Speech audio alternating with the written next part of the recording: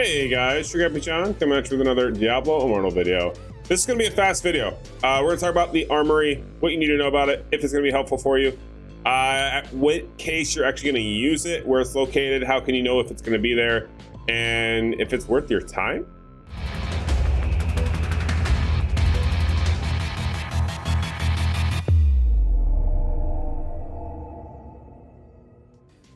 All right, so you may be asking, why do you say if it's worth your time, John? Well, let's just put it this way. Depending on the type of player you are, is how fast you're gonna grind, how fast you're gonna just really hit it. That will make a difference on whether or not this feature is gonna be helpful for you, if it's gonna be harmful for you, if you feel like you're just gonna waste more time than what you could be by doing it another way. Now, the reason why I say that is because every day we're grinding, every day we're hustling, no pun intending, but you're always going to go higher and higher and higher. Notice that I am 2 levels below Server Paragon. Once again, it's the next day. I'm gonna go farm gear. Chances of me getting one piece of gear that's better than another piece of gear is pretty high once per every day or two. All right, now because the chance of me getting 1 to 2 pieces of gear that I have to replace is pretty high, some parts of this game can get a little frustrating. And that's what we're going to talk about is the Armory, because there's pros and there's cons to take away from this. If you come over here to the Armory, you can see where you can have all the loadouts you want to do. They're really easy to do. All you hit is save button. It automatically applies exactly how you have it.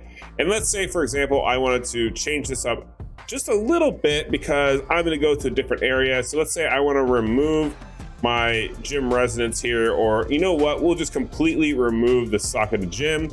And then we'll put in, we'll put in another one. Let's put in this one here. Notice that changed my stats, my residence changed, everything changed here. Now my cooldowns also changed on my vengeance because I took away the 3-star gym. So now my vengeance is 15 seconds and not 14 seconds. If I come over here and I hit loadout, if I hit save again, notice that it captured that change. Now notice it also captures all of your gear changes. So if I were to go over and say replace a shoulder piece or a head piece, and I wanted to do a different build, I could do that and then save it in here. It'll lock it in there and it'll automatically apply all these gear changes. The other part of it is if you want to use a separate piece of like set gear or whatever, you can also do that and it'll capture it and it'll hold it for you. That's where I feel like this is really strong and very helpful, is because you can use this for a PvE, PvP, battlegrounds, open world farming, however you really want to track it, you can easily do that on these builds because they've made the user interface really cool to where you can just hit save and boom, it's done. That part of this whole tool is amazing. That's where I think Diablo did an amazing job with the Armory. However, the fact that if I upgrade a piece of gear here, this will no longer show. Once this piece of gear is broken and gone, it's as if it has a tag associated to it that automatically applies it. Once that distribution is gone, so is the piece over here. It'll actually alarm out at you and give you these red arrows that says missing equipment. That's because I've upgraded the gear from the last time I did this. This is why I don't use the armor personally, because 9 out of 10 times every day I will upgrade 1 or 2 pieces of gear, and that means I have to come in here and I have to update. Now, this can be easily worked around. If you know it's only 1 or 2 pieces of gear every day, you go in there and you just overwrite it, right? And then you save it and then everything's good.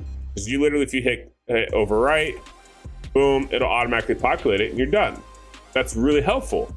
But if you're doing a lot of farming and let's say every day you're getting 3 or 4 pieces of gear, or let's say you do this for battlegrounds. Let's say you just have a PvE one that you use, and then for battlegrounds you have a particular build, and then you want to go use it, and oh man, it's been you stopped. War was done, or Rite of Exile was done on Sunday, and now it's Thursday, and you got to go do your first Shadow Wars, or whatever the case may be. Like say this isn't Battleground, say this is Shadow Wars, and it's 4 days. It's 4 days later. Well, at that point, you've probably had 2 to 4 pieces of gear you've replaced, and half of this is useless.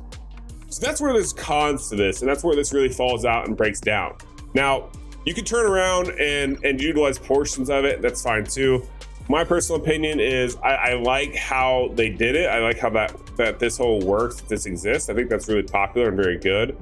here's my takeaway or how I think this should change. I think Blizzard, if they were to go in here and identify that instead of this being the particular piece of gear, because we know we can inherit it, right?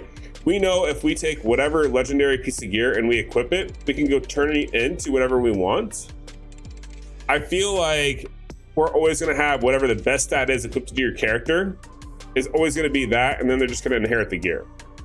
So the quick fix, in my personal opinion, that eliminates a lot of the hassle, is they lock it to where like Vision of the Lost is this platform, and no matter what headpiece I have, it'll keep those stats, but it'll inherit it as Vision of the Lost.